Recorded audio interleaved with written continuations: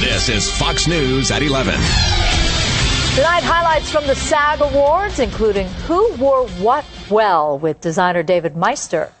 Anyways, I'm excited to hear what David Meister has to think about the fashion. I'm actually wearing his dress, but it's too cold, so I have my jacket on right now. But we saw some beautiful dresses on the red carpet. Sofia Vergara was wearing a pink strapless Marchesa gown. There were a lot of grays on the red carpet, lots of purples and black. Angelina Jolie, of course, and Brad, they looked beautiful together, and George Clooney and Stacy Keibler as well. Some of my favorite dresses.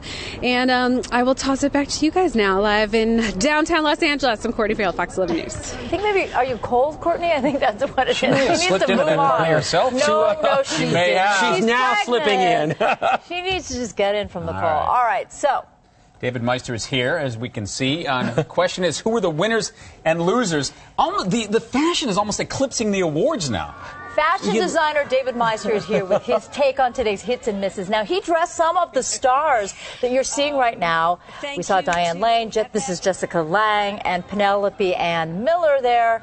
They were just a few of the stars who wore his designs to the show. Also, Courtney Friel, Susan Hirasuna. Always. Now you may. No, excuse me. I was just saying it. It seems like the awards are almost eclipsed by the fashion stories. You know, the fashion is a huge part of the award story, and it's great and it's fun. We're getting closer and closer to the Oscars, and I think we saw a lot of great fashion tonight. There are some people who think the way they dress, if they dress well, will propel them. Their stardom. I mean, you're being seen by everyone in the world, globally, as well as in the entertainment community. And often the red carpet is where people look to for the next person to be a spokesperson for a makeup line or a jewelry line or something. So it's important to look great. All in all, how did the ladies do? I thought it was a really good night. There were some really good dresses. We want to show you, let's see, our first one. Michelle Williams. Michelle Williams, looking absolutely gorgeous. You know, I love Michelle. She always does a very demure, ladylike kind of look. And here she's in red Valentino. I think she looked great tonight. She has the one shoulder trend, the lace, and a couple things that are kind of new that I think she pulled off really well is this ankle length on the gown. It's kind of a new cool length to wear a gown. Not a lot of people can do it. And usually a dyed to match shoe is a no-no. Here it's dead on and looks so right on her. She is such the anti-Hollywood starlet. You know, she's got the short cropped hair, not all the waves and yada yada, and you know, she's not over sexified. She still looks really pretty and attractive, but just not so much. I think she does glamour in her own way and in a unique way, which is kind of nice because she always stands out and looks special on the red carpet. Let's look at Emma Stone, whom I always just think looks very, very nice. I love Emma Stone. She's been dressing so cool. We saw her in Lanvin at the Golden Globes, and here she is in Alexander McQueen. And it's age appropriate for her, but it's still chic. It's designer. It's Alexander McQueen, the great little ball gown skirt that stops at her ankles, very 50s. Yet she still has the brass knuckle clutch that Alexander McQueen does. It's so cool.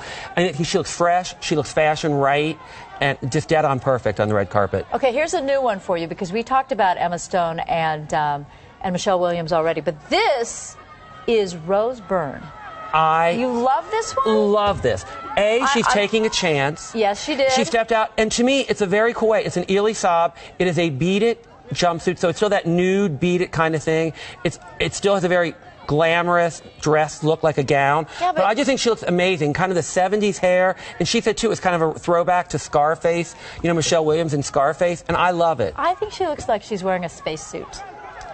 Well, I think it's a cool, different way to stand out and look special. It's different. And she took a chance. She did take a chance. Is that where you want to take a chance, on the red carpet? Well, in this case, I think the chance worked. Yeah. Sometimes it's good because you get publicity. And you stand, because sometimes I think everyone Meryl does Streep the same. took a chance. Yes, Meryl took Meryl a chance. Streep wore the same kind of thing that she has worn many times at award shows, frankly. Yes. I think Meryl Streep is a beautiful woman, and I really would like to see her up her game a little bit. She could wear something a little more glamorous. Maybe she just doesn't care. But... And she always wins. No, I can't imagine she doesn't care. I can't imagine. I just think, the color is fine, but it's like the big leather belt. I would like to see her in something that's truly glamorous and be fitting of a Hollywood star on the red carpet. I don't know, because it's so consistent that she chooses these things that are so questionable.